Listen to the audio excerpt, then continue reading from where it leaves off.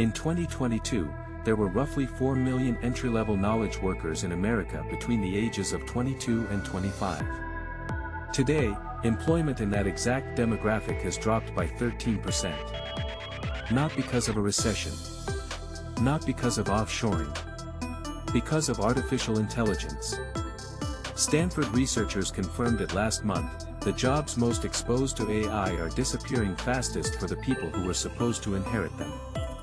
And here is what makes this different from every automation scare before it.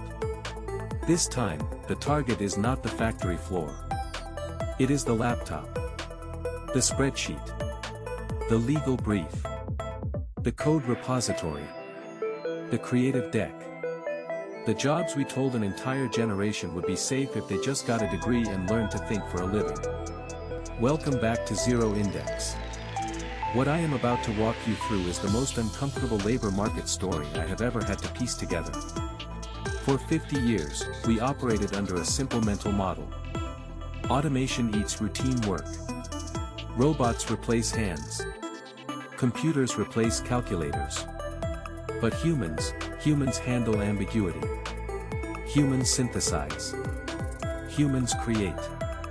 That was the deal. That was why your parents told you to go to college. That was why law school and business school and computer science programs became the safe bets. You were not training to lift things. You were training to think. And then, in November 2022, something shifted. ChatGPT crossed 100 million users faster than any product in history. Within 18 months, Goldman Sachs published an estimate that stopped me cold.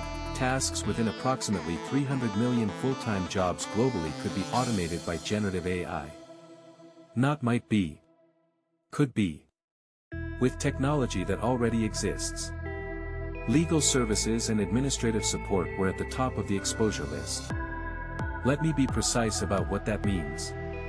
When an investment bank says a task can be automated, they are not speculating about science fiction.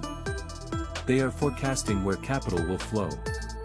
They are telling their clients where to cut costs.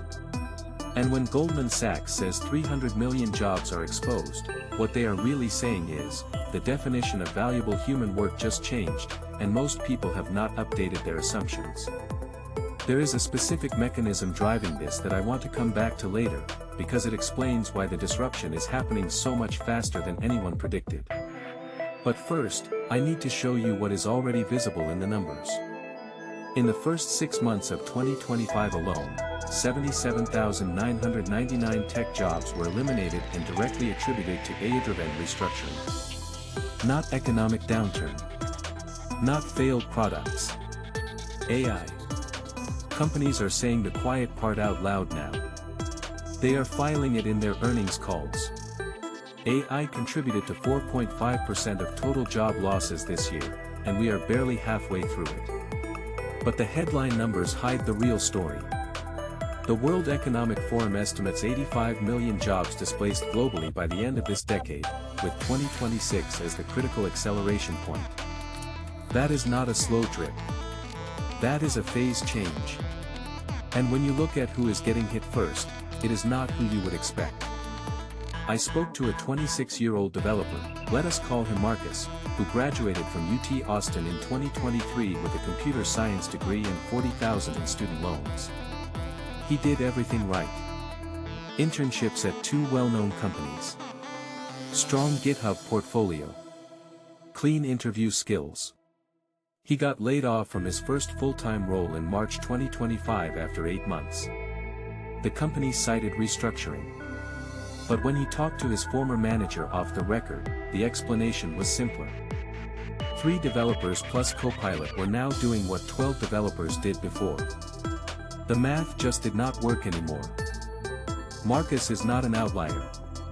The unemployment rate among recent college graduates in AI-exposed fields, computer engineering, design, architecture, has ticked upward while the broader labor market stays relatively stable. This is not a recession pattern. This is a targeting pattern.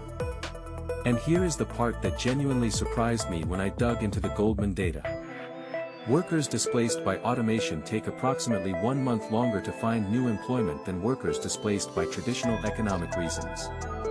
And when they do find work, they accept a 3% wage reduction on average. That does not sound catastrophic until you compound it. One displacement, then another in 5 years, then another. Each time you re-enter the market a little lower, a little later, a little more desperate. That is how a career hollows out. Okay. I said I would come back to the mechanism driving this, and this is where it gets uncomfortable. Most people think about AI displacement as a linear process.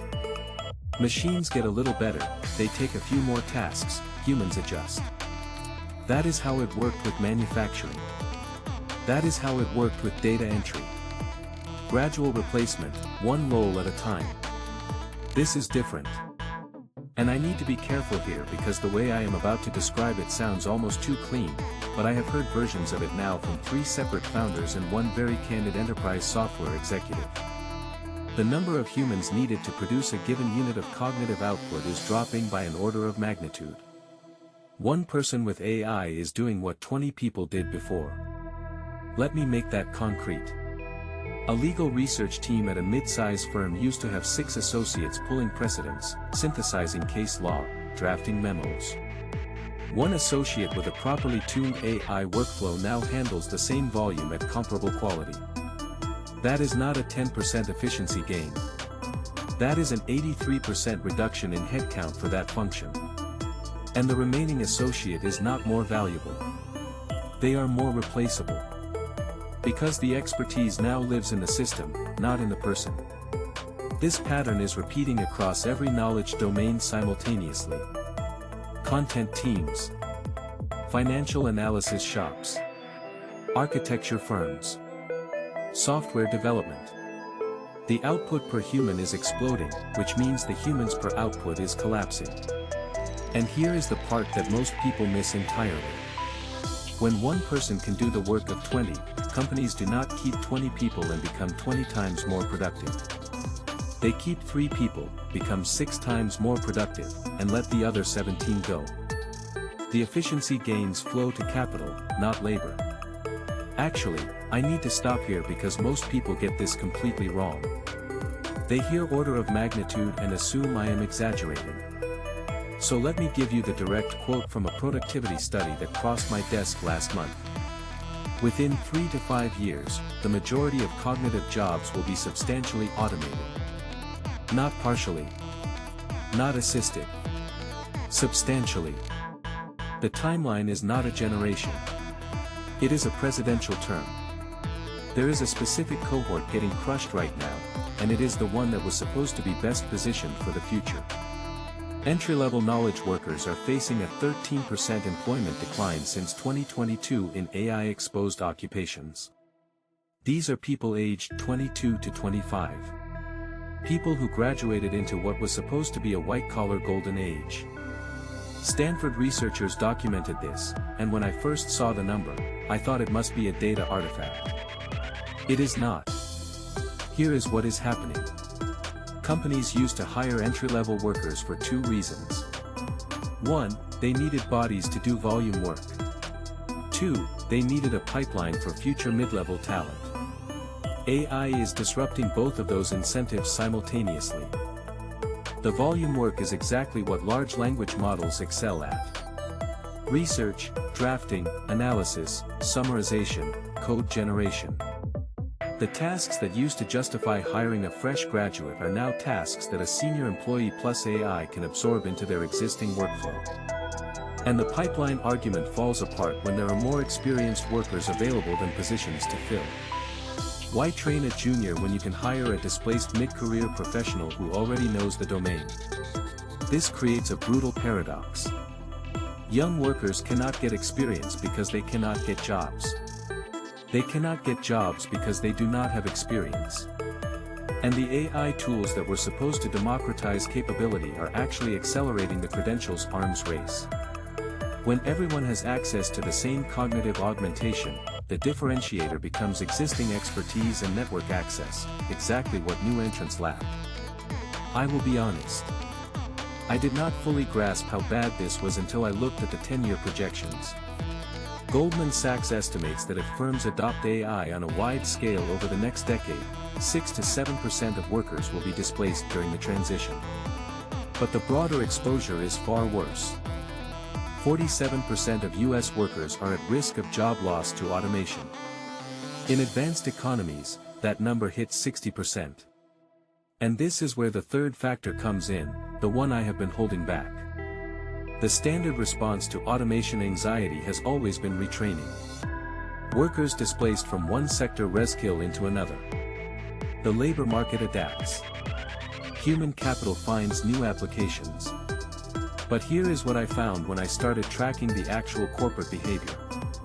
Instead of investing in robust retraining programs, businesses are prioritizing automation. The investment is going into the systems, not the people. Which means we are building toward an overabundance of highly skilled yet unemployed professionals with nowhere to go. Think about what that means. A generation of knowledge workers who did everything right. Got the degrees. Built the skills. Developed genuine expertise. And now that expertise is commoditized, their roles are automated, and there is no infrastructure to help them transition because the institutions that would normally provide it are the same ones doing the automating. The median knowledge worker, the person in the middle of the skill distribution, not the exceptional performer, not the laggard, the median, may become economically obsolete within 10 years. Not unemployed in the temporary sense. Obsolete in the structural sense. Their labor priced below the cost of living. Their skills duplicated by systems that do not require salaries, healthcare, or sleep. So where does this leave you? If you are a knowledge worker under 40, you are operating in a labor market that is structurally different from the one that existed when you started your education. The rules changed. The assumptions broke. And the timeline for further disruption is measured in years, not decades. I am not going to tell you to learn prompt engineering. That advice is already stale. I am not going to tell you to upskill into AI development. The bottleneck there is not training, it is the sheer number of people chasing a shrinking number of positions. What I will tell you is this. The people who will navigate this successfully are the ones who understand what is actually happening, not the sanitized version, not the techno-optimist story, not the doomer fantasy, but the specific, uncomfortable economic reality. Cognitive labor is being commoditized faster than any previous factor of production. The returns are flowing to owners of capital and systems, not to workers. You can position yourself on the right side of that shift, but only if you see it clearly. What I want to know is this. If you are a knowledge worker watching this right now, do you feel it? Is your company already doing more with fewer people? Have you watched a junior role disappear and not get backfilled? Leave a comment. I want to know what this looks like from where you are sitting. And if you want more of this, the uncomfortable economics of what is actually happening, not what we wish was happening, subscribe to Zero Index. I will see you in the next one.